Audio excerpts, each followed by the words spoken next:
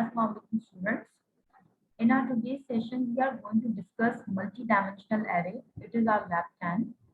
Basically, many applications require data to store in more than one dimension. A two-dimensional array consists of both rows and columns. A two-dimensional array consists of both rows and columns. First of all, I'm going to share my screen so that you can see what I'm describing. Many applications require data to be stored in more than one dimension. A two-dimensional array consists of both rows and columns of elements. It is essential matrix. Essentially, it's called a matrix. For example, you can create multi-dimensional array, not only two-dimensional array, to declare initialization. All things we will discuss in our lab. To declare a two-dimensional array, we merely use two sets of square brackets. A first contains the number of rows and the second contains the number of columns. In our previous session, as in lab 9, we have already discussed the array, single dimensional array, how we can access different elements in single dimensional array, and how we can produce the output of that dimensional array by using for. Okay. In this lab, we are going to discuss a two-dimensional array have n number of columns and n number of rows. For example, you can see this particular box over here. It is containing 0, 1, 2, 3, and 4. And 0, 1, 2, and 3. So basically, how many rows and how many columns this particular matrix contains? This particular matrix contains first dimension is rows and second dimension is columns. Always your first dimension is rows and second dimension is column. 0, 1, 2, 3, and 4. So it is basically containing 5 rows. Why? Because the indexing of array always starts from 0. Okay, as we have discussed in our previous lecture, that every indexing of the array always starts from the 0. It can be for the printing, it can be for the input. In both scenarios, your input will be started from 0 and your output will be started from 0 indexing always in array. This is a matrix which is containing 5 rows and 4 columns. Due to the indexing of the 0, it is showing 0 to 4 rows and 0 to 3 columns. Okay, I hope you all have understood till now. Now, how we can create an array in our C++ environment. In our C++ environment, if we want to initialize an array, we will initialize it like this. Initialization, values, 3 and 4. Always remember the first indexing remains for the rows and the second for the columns. ये बात आपने हमेशा याद रखनी है कि आपकी indexing जो है हमेशा पहले रोज की होगी and then columns. First of all, you have to define the rows and then you can define the columns. There are boxes which are showing how many rows and how many columns. This is the matrix box 1, 2, 3, 4 and 5. 1, 2, 3 and 4. ये जो आपका matrix box यहाँ पर आपको show किया गया है, इसी की आपको यहाँ पर इंडेक्सिंग शो की है. फॉर एग्जाम्पल, अगर इस पर्टिकुलर मैट्रिक्स बॉक्स को आप नेम दे देते हो int table 5 by 4, int table 5 by 4 matrix आप जनरेट करते हो, तो आपके पास रिजल्टेंट कुछ इस तरह से शो हो रहा होगा. 1, 2, 3, 4 and 5. इंडेक्सिंग आपकी कहाँ से स्टार्ट हो रही है? 0, 0 by 0, 0 by 1, 0 by 2 means this is for the row 0 and column 0. Row 0, column 1. Row 0, column 2. Row 0, column 3. Row 1, column 0. Row 1, column 1. Row 1, column 2. Row 1, column 3. These are for the rows and columns matrix which is showing the complete output. Okay. After that, we are having the program int main.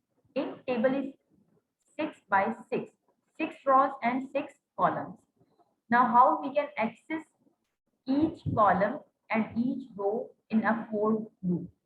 Int row equals to 0 and row is less than 6 and row plus plus. Why we are having the row 6 less than 6? हमने क्यों यहाँ display किया? Basically less than 6 display करने का मकसद ये है कि आपके पास इंडेक्सिंग स्टार्ट हो रही है 0 से, तो जब वो 0 से इंडेक्सिंग स्टार्ट करेगा तो मूविंग फॉरवर्ड 0, 1, 2, 3, 4 और वो 5 पर जाकर क्या हो जाएगा? स्टॉप हो जाएगा, क्योंकि आपकी एरे की लास्ट जो इंडेक्सिंग है वो 6 तक दी गई है. Okay students, accessing of array and displaying of the array, simple आपका यहाँ पे ये वर्ड परफॉर्म होगा. Table rows and columns, you are giving here the for loop as rows and columns. You can easy to make your program easy, you can change the rows and columns into the I and j variables also. आप यहाँ पर I and j variable के through भी access कर सकते हो इस particular thing को. If row equals to column, table and row equals to 1. If row is greater than column, it's -1. Here is the if else condition. Right now we are just dealing with the multi-dimensional array, so I'm just skipping this thing right now because I don't want to mix up the concepts. I'm going to open up the environment and then we will dry run this particular command. For example, row 0 and column 0. So it's showing the matrix like this: row 0 and column 0, row 0 column 1, row 0 column 2. How much of the elements will be inputted into our program is going to be shown in here. Is in this block it is showing that how much elements will be included in our program. Okay, now I'm opening up the scenario over here. You can see the first program which have already been generated over here. देखिए अब आपके पास यहाँ पर simply first of all तो आपने libraries introduce करवा दी आपके programme की, जो कि आपका बेसिक सिनेरियो होता है. ठीक है, लाइब्रेरीज इंक्लूड करवाने के बाद आपने यहाँ इन मेन का फंक्शन प्रोड्यूस आउट किया. इन मेन के फंक्शन के बाद आपने बना दी सिंपल एक एरे. प्रीवियसली जब हमने एरे डिस्कस की थी तो हमने एरे बनाई थी इंट एरे लैब 11 के नाम से आई थिंक हमने एरे बनाई थी और हमने उसको यहाँ पर दे दी थी size. For example 5 4 whatever the sizing is. Wait for a while.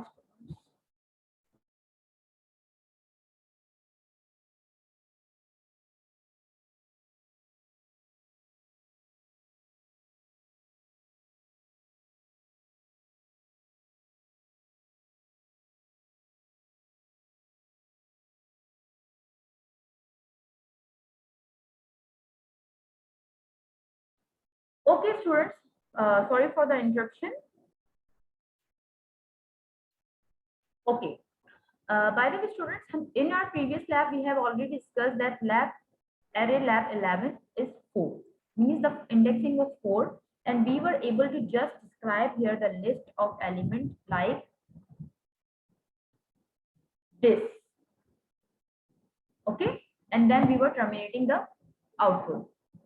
Our value of the array will be like this, means initialization of the array and declaration of the array is done in this particular column. ठीक है, एक ही line के अंदर आपने initialisation और declaration दोनों दे दी है और आपने 4 एलिमेंट्स यहाँ पर अपने डिस्प्ले भी कर दिए. ठीक है, मीनवाइल अब हम जब बना रहे हैं मल्टी डायमेंशनल एरे, तो अब इस एरे के अंदर आपने दिया एरे 1 और उस एरे 1 के अंदर यहाँ पर आपके पास 3 and 4. तो 3 आपके पास जो है ये क्या है, रोज, और 4 आपके पास क्या है, कॉलम्स. तो 3 रोज के अंदर आप बेसिकली इस फर्स्ट रो के अंदर आप 4 एलिमेंट्स इनपुट कर रहे हो which is for the column. Second row के अंदर आपने एलिमेंट इंक्लूड किए 4 और थर्ड रो के अंदर आपने एलिमेंट इंक्लूड किए 4. तो आपके पास ये बन गया मल्टी डायमेंशनल एरे का एक फर्स्ट सेट. फिर आपने यहाँ पर डिस्क्राइब किया है बेसिकली फॉर लूप जिसके अंदर इनिशियलाइजेशन आपके पास हो रही है 0 से less than 3 and the increment. This is for the row. You can define this as I or you can write here like row equals to 0, row less than 3 and row plus plus. Okay, and then this is for the column. You can change the j value into the column equals to 0, column less than 4 and column plus plus. Then if you are going to change the values in the loop, then in the accessing area of the value you must have to change these values also, like row and j will become here column, and then you will store it. Let's run this particular program. Values हम already dry run में दे चुके हैं. We have inputed the values. मैंने ये values display नहीं की, that's why यहाँ पर कुछ इसका आउटपुट डिस्प्ले नहीं हो रहा. अब हम यहाँ पर आउटपुट ओपन अप करके देख लेते हैं. फर्स्टली हमने जो वैल्यूज दी हैं 5787, 5787, then 7893, 7 8 9 3 45 7 2 and 12 45 7 2 and 12 so basically हमारे पास 3 rows and 4 columns डिस्प्ले हो चुके हैं ओके ये हमारे पास फर्स्ट सिंपल प्रोग्राम था एरे से related like multi dimensional array हमने यहाँ पर सिंपल आई एंड जे के रूप को कन्वर्ट किया है रोज एंड कॉलम्स में और डिस्प्ले किया है अपना आउटपुट 3 rows and 4 columns के लिए in a second program I am going to access each column and then I am going to display the value और फिर उस वैल्यू को मैं डिस्प्ले करूँ ठीक है फर्स्ट ऑफ ऑल हम सी इन कर रहे हैं उन वैल्यूज को इनपुट ले रहे हैं और फिर हम उन वैल्यूज को क्या कर रहे हैं आउटपुट कर रहे हैं फर्स्ट ऑफ ऑल हमने यहाँ पर जो एरे इनिशियलाइज और डिक्लेयर करनी है यहाँ पर देखिए एरे क्या बनी हुई है इंट एरे 2 2 बाय 2 मतलब आपके पास 2 रोज हैं जिसके अंदर कितने एलिमेंट्स होंगे 2 एलिमेंट्स होंगे फर्स्ट ऑफ ऑल हम इसको रन करके देख लेते हैं अब यहाँ पर आपने इनपुट करनी है values 90 and 67 this is for first row के अंदर हमारे 2 एलिमेंट्स क्या हैं वो डिस्प्ले हो चुके हैं अब यहाँ पर आ गया है सेकेंड देखें अब 2 एलिमेंट्स जैसे ही मैंने डिस्प्ले किए तो displaying the result of your arrays अब यहाँ पर आपके एरेज का रिजल्ट क्या हो गया डिस्प्ले हो गया by using the four do simple आपने यहाँ पर सी इन की है वैल्यू और सिंपल 10 आपने डिस्प्ले करने के लिए सी आउट करनी है वैल्यू अब यहाँ पर आपके पास जिस तरह से वैल्यूज गिवन है आई के अंदर रूप में और जे में रूप में तो आप इनको कन्वर्ट कर सकते हो रोज एंड कॉलम्स में मीनवाइल आप यहाँ पर रोज एंड कॉलम्स को भी डिफरेंशिएट कर सकते हो 4 रोज एंड 4 कॉलम तो अब आपके पास यहाँ पर 4 के लूप के अंदर भी वैल्यूज क्या हो जाएंगी डिफरेंट होंगी 4 का आई लूप और 4 का जे लूप इन दोनों के अंदर आपकी वैल्यूज क्या होंगी आपकी डिफरेंट हो जाएंगी for example it will be less than 4 and it will be less than 4 also क्योंकि आपने यहाँ पर 4 तक एलिमेंट्स दिए हैं एरे की इंडेक्सिंग आपके पास 0 से स्टार्ट हो रही होती है तो आपके पास यहाँ पर वैल्यूज क्या हो जाएंगी लेस देन 4 अब आप इसे अगर डिस्प्ले करके देखते हैं तो देखिए आपके पास आउटपुट किस तरह से शो होता है 90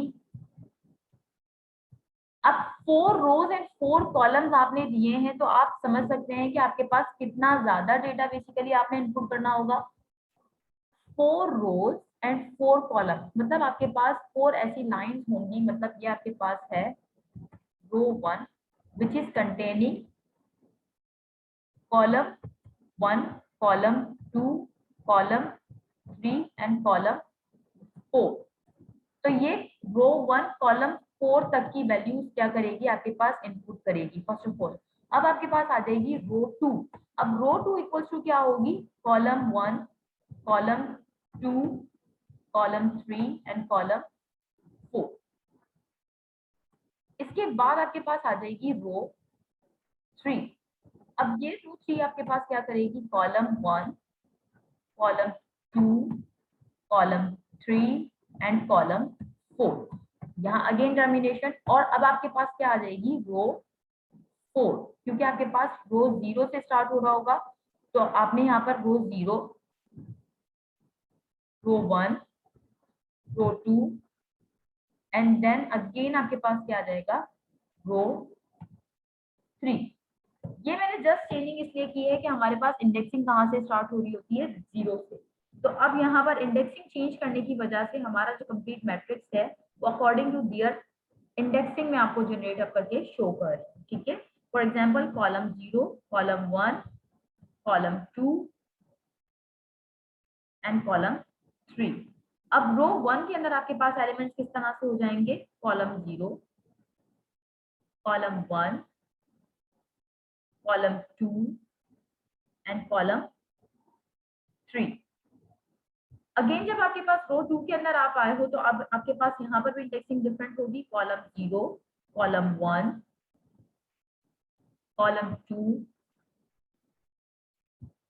एंड कॉलम 3 यहाँ पर अब आपके पास रो 3 है जिसके अंदर आपके पास इंडेक्सिंग होगी column 0 column 1 column 2 and column 3 तो इस तरह से आपके पास ये कंप्लीट मैट्रिक्स बनेगा जो आपने डिफाइन किया है यहाँ पे इंट एरे 4x4 तो ये 4 रोज और 4 कॉलम्स के अंदर आपकी सारी वैल्यूज स्टोर करके इस तरह से आपका बेसिकली मैट्रिक्स यहाँ पर जनरेट हो रहा है जो कि डिस्प्ले कर रहा है इनपुट कर रहा है आपसे वैल्यूज भी और आउटपुट कर रहा है आपका रिजल्टेंट आई होप कि आप लोगों को ये प्रोग्राम समझ आ चुका होगा अब मूव करते हैं नेक्स्ट प्रोग्राम की तरफ which is related to sum of array. ठीक है, यहाँ पर हम क्या चीज परफॉर्म कर रहे हैं, हमने यहाँ पर जनरेट की है एरे 1 और एरे 2। सिंपली मैंने इस चीज को इजी रखने के लिए आपके पास कॉलम एंड रोज जो है वो 2 बाय 2 रखा है। मैट्रिक्स हमारा 2 बाय 2 का है जिसमें 2 रोज एंड 2 कॉलम है। फॉर एग्जाम्पल जिस तरह से अभी मैंने आपको डिस्क्राइब किया था कॉलम एंड रोज, तो यहाँ आपके पास आ गई row 0 equals to column 0 and column 1। ठीक है, अगेन आपके पास आ गई row 1 equals to column 0 and column 1। तो ये आपके पास डिफाइंड हो गया है 2 बाय 2 का मैट्रिक्स। ठीक है, इस तरह से आपके पास आउटपुट शो हुआ होगा। And I want to define कि मैं यहाँ पर एरे 1 के अंदर first of all 2 by 2 matrix के अंदर वैल्यूज स्टोर करूंगी, फिर एरे 2 के अंदर 2 बाय 2 एरे के अंदर वैल्यूज स्टोर करूंगी मैट्रिक्स के अंदर। ठीक है, और फिर मैं डिस्प्ले करने वाली हूँ इसका सम। फॉर एग्जाम्पल देखिए स्टूडेंट्स, 4 का आपने लूप सिंपली जनरेट अप किया और आपने सीन करवाई है वैल्यूज। लूप कहाँ से स्टार्ट हो रहा है आपका 0 से, और लूप कहाँ जाके स्टॉप हो रहा है आपका लेस देन 2 पर, क्योंकि 0 से इंडेक्सिंग स्टार्ट होगी तो वो लेस देन 2 पर ही स्टॉप हो जाएगी because it is a 2 by 2 matrix. Okay, फिर आपने सिंपल सीन किया है सेकंड एरे के लिए values.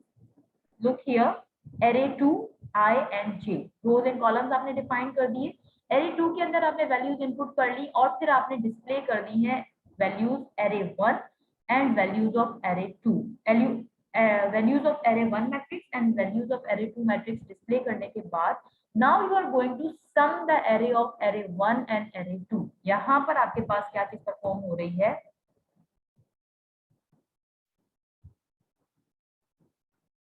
sum of array 1 and array 2। यहाँ जब आपके sum of array 1 and array 2 आप परफॉर्म करोगे तो उसके लिए आपके पास फर्स्ट ऑफ ऑल आपने फोर लूप उसी तरह जनरेट किया है जिस तरह आपके पास input and output accessing of the elements के लिए आप जनरेट कर रहे थे। Meanwhile sum of array I and J equals to array 1 plus operator and then array 2। Plus operation perform करने के बाद अगर आप यहाँ पर ये कोड राइट डाउन नहीं करते हो तो आपके पास कोई आउटपुट डिस्प्ले नहीं होगा, क्योंकि आपने इंस्ट्रक्शन जस्ट पास आउट की है। इंस्ट्रक्शन एडिशन परफॉर्म कर रही है बट वो आउटपुट नहीं देगी जब तक आप उसको सी आउट नहीं करोगे। ठीक है, अगेन हमने फोर का लूप इंप्लीमेंट किया और हमने सिंपल सी आउट कर दिया सम ऑफ एरे आई एंड जे, तो हमारे पास इसका आउटपुट क्या हो रहा है, डिस्प्ले हो रहा है। Let's run this complete program and let's see how the output is given to us. यहाँ पर हमने ये एक्सप्लेनेशन के लिए कोड ऐड किया था, तो हम इसे यहाँ से रिमूव कर देते हैं, सेव कर देते हैं अपने प्रोग्राम को और हम रन करके आउटपुट देखते हैं। Enter value for array 1 67, 89, 10 and 12. Enter value for array 2. Enter. ठीक है, अब हमारे पास एरे 1 की वैल्यू जो स्टोर की थी हमने वो डिस्प्ले हो गई हमारे पास। ठीक है, क्योंकि हमने सी आउट भी करवाया हुआ है। देन हमारे पास एरे 2 की वैल्यूज जो हमने डिस्प्ले की थी इनपुट की हैं वो हमारे पास डिस्प्ले हो गई। ठीक है, अब सम ऑफ 2D एरे इज, अब यहाँ पर एडिशन के बाद 2D एरे, यहाँ पे बेसिकली एंड लाइन का कोड जस्ट ऐड करना है तो हमारे पास नेक्स्ट लाइन में आ जाएगा। फर्स्ट ऑफ ऑल करके देख लेते हैं। हमारे पास देखिए यहाँ पर हमारे पास बेसिकली एंड लाइन का कोड आना चाहिए, like addition of 2D array and then यहाँ पर आप देखोगे सिंपल है।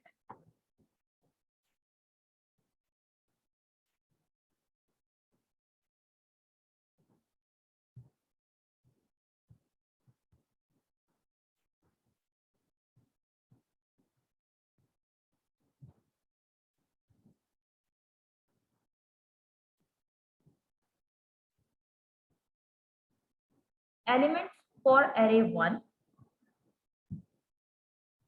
ऐसा करते हैं स्मॉल वैल्यूज ले लेते हैं ताकि हमारे पास रिजल्ट जनरेटेड कैलकुलेट करना इजी रहेगा। ठीक है,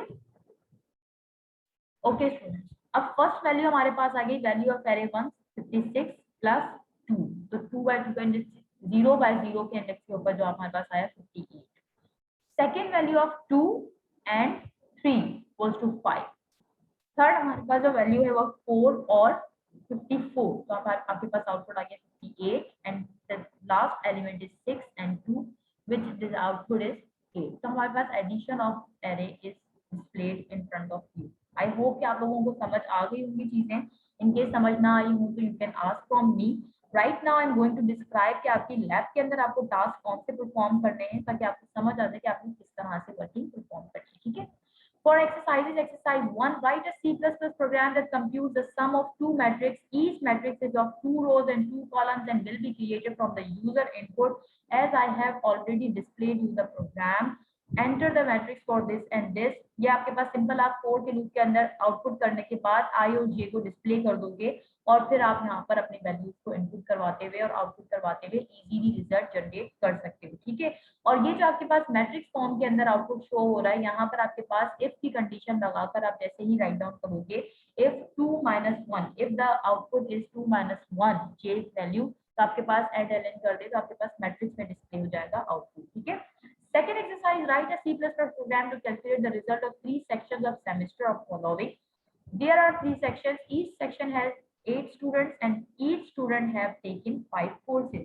8 students बेसिकली आपके पास हैं और 5 कोर्सेज आपने उनके इनपुट करने हैं और फिर आपने उनका रिजल्ट जनरेट करना है ऑब्टेन मार्क्स का और परसेंटेज कैलकुलेट करनी है by using multi dimensional array. ठीक है, अब यहाँ पर देखिए स्टूडेंट्स आपके पास 8 है और कोर्सेज आपके पास कितने हैं 5, तो आपके पास टोटल कितनी रोज और कितने कॉलम्स बन जाएंगे, रोज बन जाएंगे आपके पास 8 और कॉलम्स आपके पास बन जाएंगे 5, क्योंकि कोर्सेज आपके पास एक पर्टिकुलर स्टूडेंट के पास 5 है। ठीक है, और स्टूडेंट्स आपके पास डिफरेंट है तो रोज एंड कॉलम्स आपके पास डिफाइंड हो जाएंगे। ठीक है, okay student, write a C++ program that reads 12 integer values from the user and store the values in matrix of 4/3 values, 4/3, 4 rows and 3 columns, 4 rows and 3 columns। देखिए output में भी आपके पास display हो रहा है 0 1 2 and 3, 0 1 and 2, तो 4/3 आपके पास matrix generated output में स्पेस में शो हो रहा है।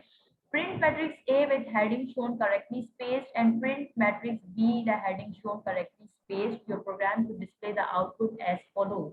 अब आपका प्रोग्राम का आउटपुट जो है वो इस तरह से शो होना चाहिए कि आपके पास मैट्रिक्स के अंदर जब उसकी वैल्यू रो कंप्लीट हो जाए तो आपके पास उसकी नेक्स्ट वैल्यू के अंदर वो क्या कर जाए, पेनिट्रेट कर जाए। Okay students, thank you so much, Allah Hafiz.